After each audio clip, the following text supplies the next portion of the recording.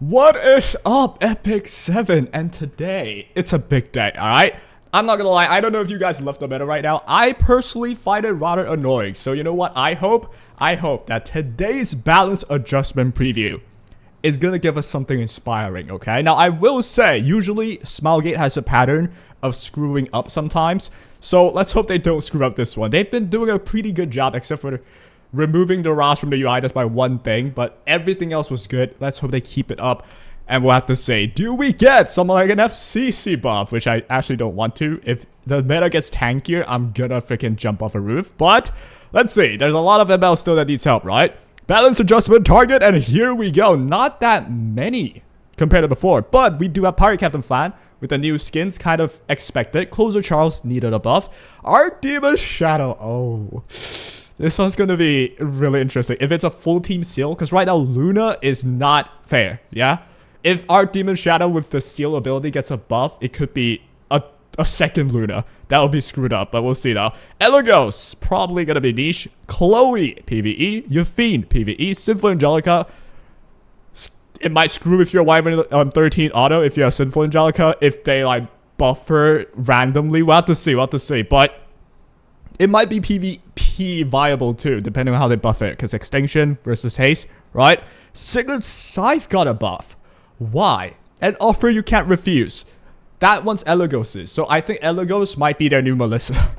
It might be, you don't know. Elagos might be the Melissa-style nuker, right? So, hold on now. Alright, I'm checking if my microphone's working. Okay, it should be. If it's not, because my microphone's like getting tuberculosis. I don't know, it just malfunctions sometimes. But you know what? Enough of that. So, first thing I noticed, yes? No FCC. Oh, FCC's the new ML Haste, dude. We will never see FCC in a patch until probably a year later. So, anyone else that needed a buff, I think DJB, I guess DJB is just niche, but it's not like he's useless right now with Soul Constellation and all. And yeah, what other MLs that we are missing that's just like completely useless? Think about that.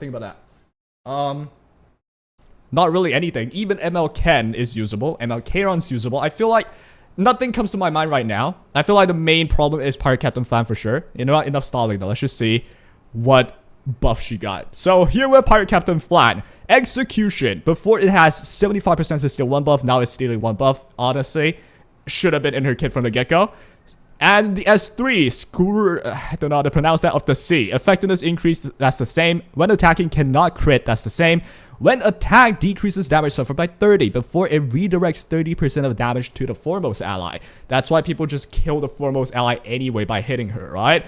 When more than one damage reduction effect is granted.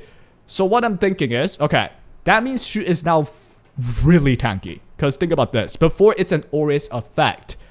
But then it doesn't stack with Aureus, right? If there's Aureus plus there's Pirate Captain, it just means you have 30% redirection. Aureus is 20, I believe. So right now you get 30% damage suffered decrease. Plus a 20% Aureus, like redirection, if you pair her with Aureus, right?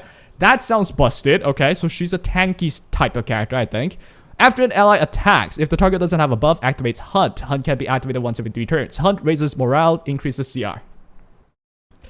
Guys, I think this might be insane. No? Let me think about this. After using execution, when catcher has a buff, activates Hunt. Hunt raises allies, CR. If the target doesn't have a buff, activates Hunt. Okay, is it insane? I feel like this is so weird. Before, it's when she has a buff, she activates Hunt. Now it's if the target doesn't have a buff. Who doesn't have a buff? Everyone has 3 buffs, like starting from turn 1 without taking a turn. Right? You got stealth, immunity, plus skill nullifier from Luna, right? So why? Okay, let's listen to their reasoning. Pirate Captain Flan will be adjusted to enhance synergy and survivability. Survivability, I understand. First, Scourge of the Sea, which previously redirected caster's damage. This I understand. Boost the survivability of both Pirate Captain and foremost ally. Yep. Additionally, execution will now have a 100% chance to steal buffs, becoming much easier to remove. Whatever. That's like just quality of life. Hunt will be adjusted so that the effect is triggered when the target does not have a buff after an ally uses a skill. Oh, after an ally. Regardless of who uses the skill. Now that it's become much easier to be triggered, the skill's cooldown increased by 1 turn. With this adjustment, Pirate Captain Flan expected to shine when paired with various heroes in wide range of strategies. Okay, this is really interesting. It's intricate, but it's interesting. So before is when, after using execution, before you had to attack with execution. But now it changed to when an ally attacks. If your friend's gonna attack with any skill, including a counter attack. And if any of the enemy target doesn't have a buff, you activate Hunt, which gets you CR. I think this is a disruption. Yep, I think this is more like a disruption for especially fast teams. If they don't have buffs, and let's say you think counterattack. If you think counterattack, that's a skill, right? I assume that's a skill. And if any of the target doesn't have a buff, activates Hunt. I assume if you strip them as well, that works. So anyone that... Who can I think of? Dude, this is so hard. Pera, I guess. If Pera outsped, you S3, you S2. This might be a fast character too. Okay, this can be a lot of things. I'm sorry I'm stalling a lot, but there's so many things coming in my head right now because I'm trying to climb and I got a better image of the meta. So I think she can be used in fast teams in a Pera cleave, for example, right? After an ally attacks Pera S2s, you activate Hunt right away because you strip everyone. Or I hope you strip everyone, maybe with Briar as well. And then you use Hunt to push everybody. Still gets countered by Celine, right? Non-attack skill, boom, you're dead. But okay. In standard though, I'm not sure if this is going to be too crazy. I feel like it definitely is better than before. But I feel like this is more an aggressive style character, no? It's kind of hard for me to tell because she gets damage suffer increased by 30%, which means she's supposed to survive, maybe play it slow. But then the Hunt activates with ally attacks. Think of this as Renewed Willbriar Witch. Renewed Willbriar Witch goes, strip everything, you push up with Pirate Captain, lands all the bombs and stuff, right? And I forgot to mention, or rather, I said the wrong thing. Scourge of the Sea is the passive, not the S3. So nothing changed with the S3. You know what? I gotta check this out. What is the S3? This might take a while, but let's just discuss together, right? What are the coming meta for Pirate Captain Flan Enjoyers? So S3 increases attack, attacks all enemy, inflicting burn plants bomb, decreasing CR, increasing CR of the caster. Ooh. Weak to still something like evasion for sure, yeah? So this is, I don't know. This could be anything. This is so, I'm actually dumbfounded. I'm not sure exactly how people will use it. I think aggressively you can use her, slowing down maybe you can as well, but let's just keep going. We're stalling way too long. Next up, we have Closer Charles. What do you get now? He's been practically useless for some time. And let's see, right? Elimination, this should be the S1, right? So what changed with Demolition, which is the unique attack when you get the buff. I forgot what the buff's name is. Oh, damn it, I forget every term in this game. Attack the enemy with a sword, absorbing some of the damage dealt as health. Okay, so that didn't happen for before. And everything else is still the same. Okay, so now he can survive better with the addition of getting evasion buff on S3. Before you had to run lifesteal if you want this effect. Now you don't have to. And the damage dealt increase. Okay. This is very interesting now. Depending on how big the increase is, Closer Charles might be back in the, you know, the speed meta, right? I feel like they're trying to speed up with this patch, but we'll keep on going though. At the start of the battle, increases evade. This is big! Yes. Oh, yes. This is big.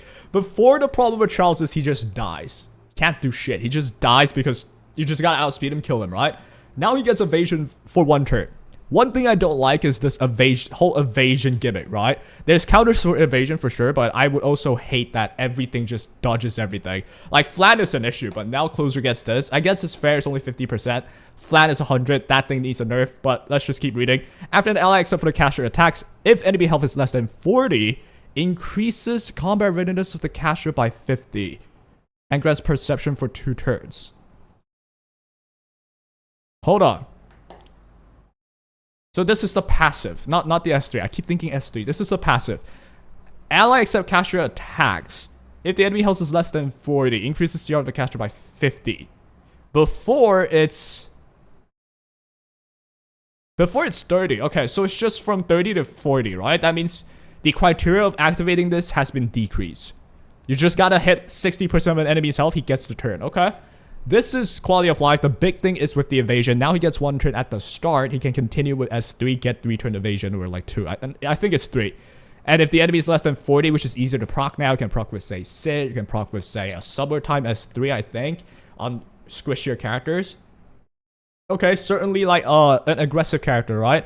But another like evasion character though. You gotta think about that. In standard, I don't know if you can use this. I feel like you never use this in standard. That's how I see it. I feel like it's still aggressive playstyle, demolition damage dealt increase is going to be big, depending on how much, right? But let's just keep going.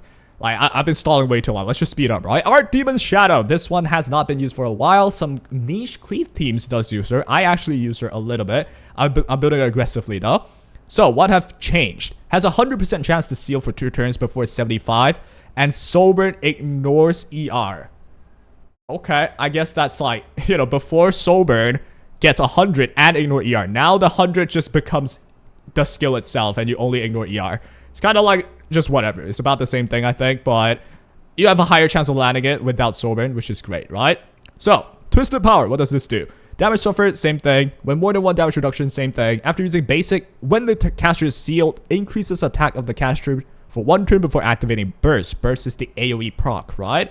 Okay, so it's now not a chance. Before, it's a chance to a maximum of 80. That means if you seal someone, you might not proc it. Now you guarantee proc it. That's great. And you get a tap of as well. I feel like she's an aggressive character. Again, I feel like it's all aggressive though.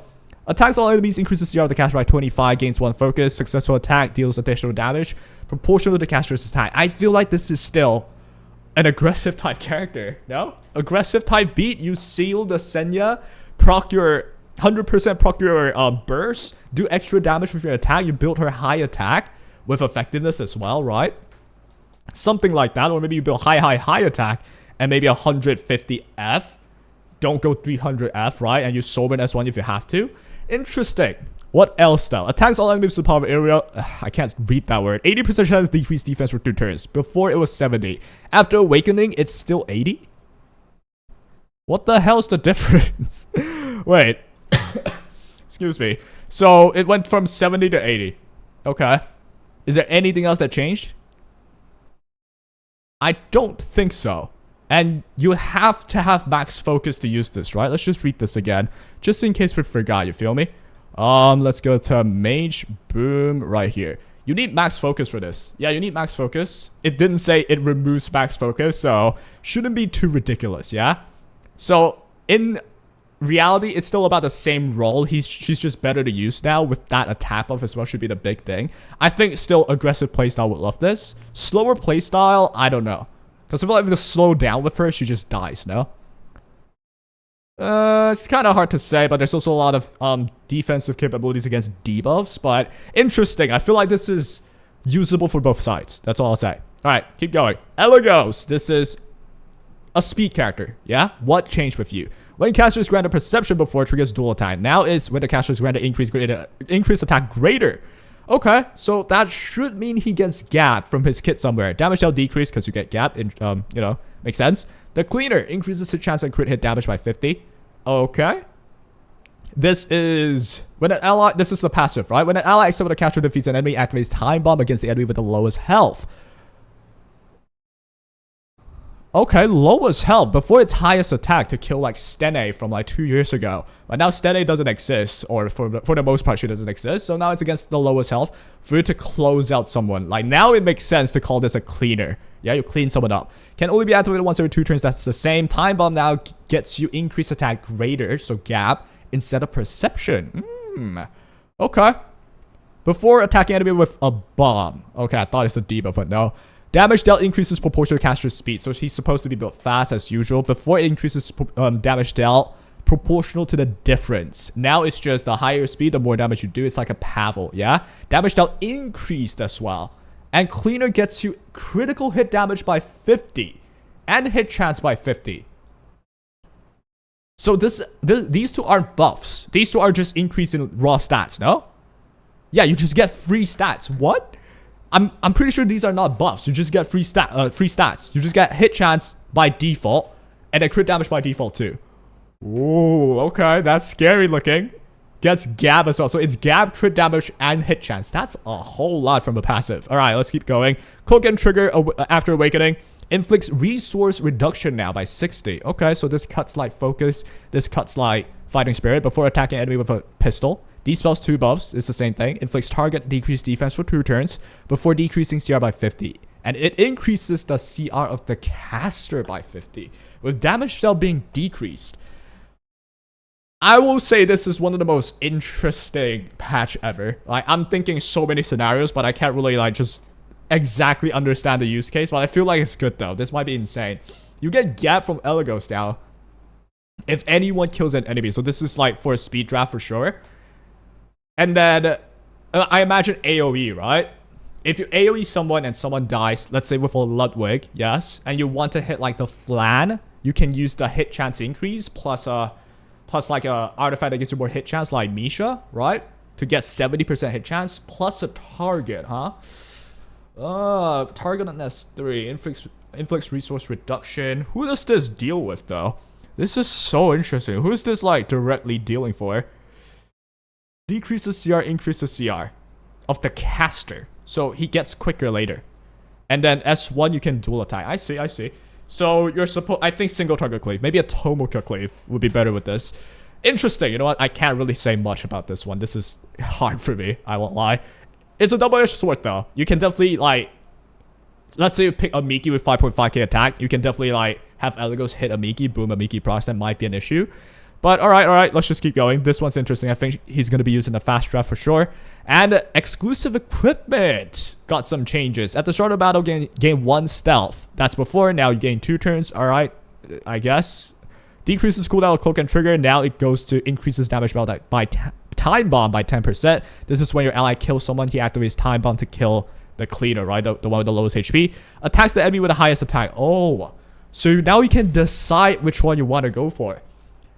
If you want to hit someone with the highest attack, like the Stene that's hiding, like the BBK to activate her immortality or whatever, you can use this skill 3 EE. Otherwise, you can keep it as the lowest HP. This is like options for cleavers. I think straight up options for cleavers. Very interesting. We'll have to see just how much more damage he does, and then we know how good he is. How about Chloe? Chloe, I think this has to be PvE. After increasing attack of the caster for 3 turns, attack the enemy. What? Inflicts magic nail. Increase. Okay, so it's an attack buff for herself for 3 turns.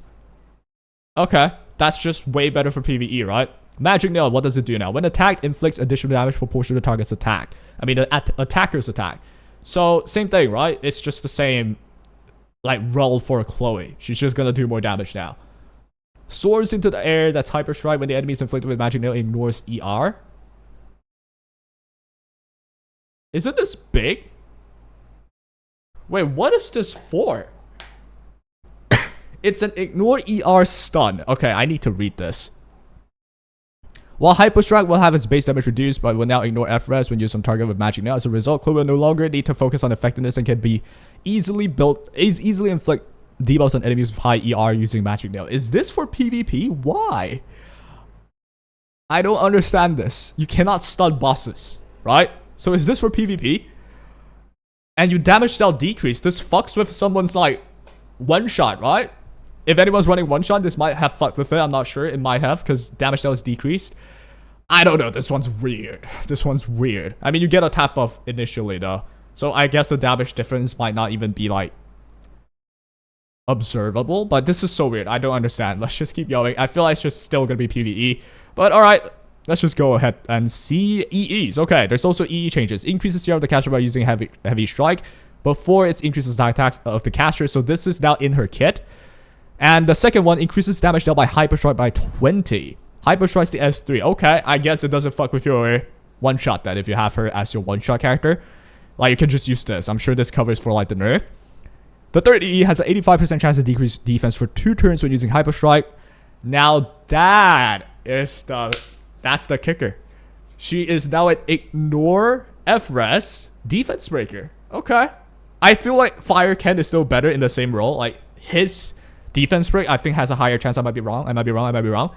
But if not though, then Ice Chloe would just be like a different Fire Ken. You can use Ice Chloe now because Fire Ken's fire element, right? Ice Chloe now can deal with Banshee. So this is a Banshee one-shot support?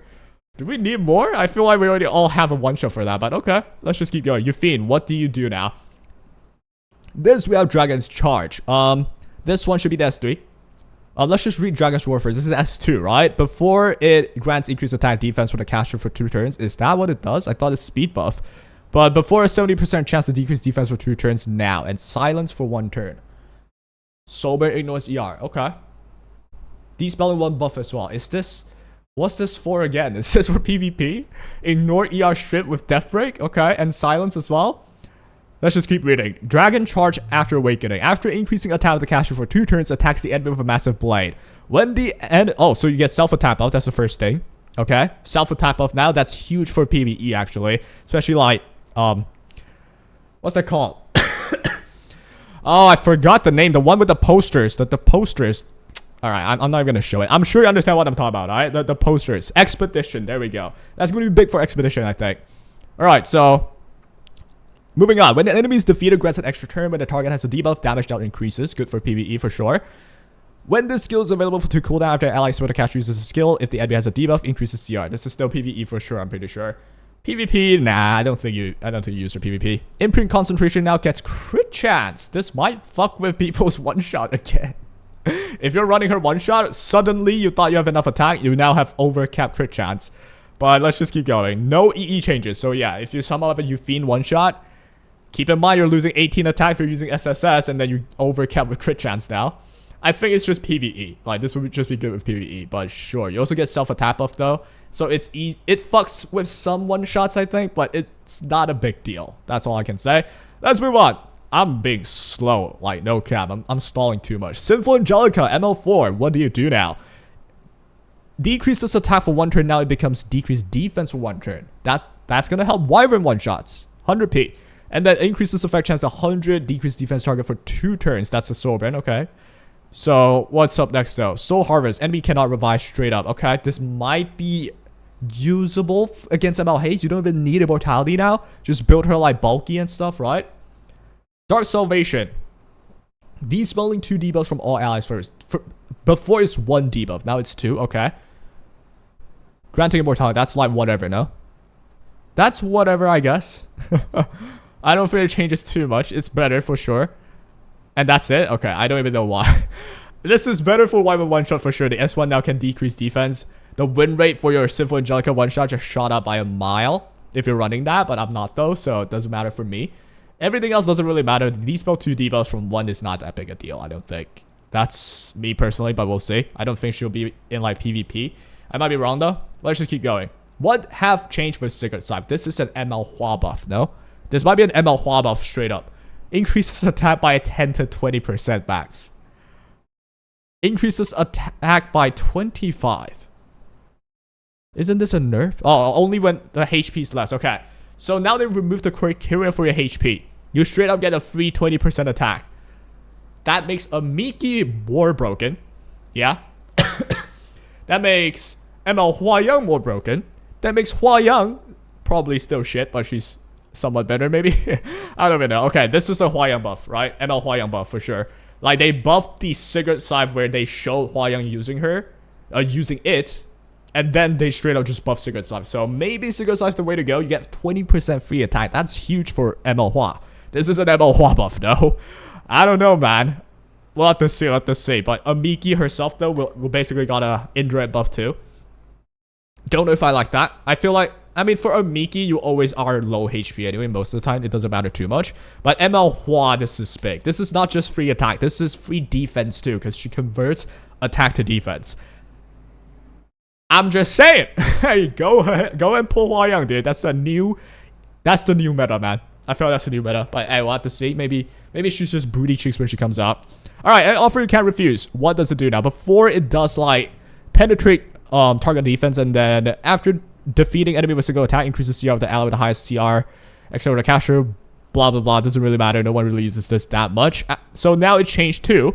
After attacking with a single attack, when the target receives damage equivalent to 50% or more max health, 100% chance at max to increase CR of all allies.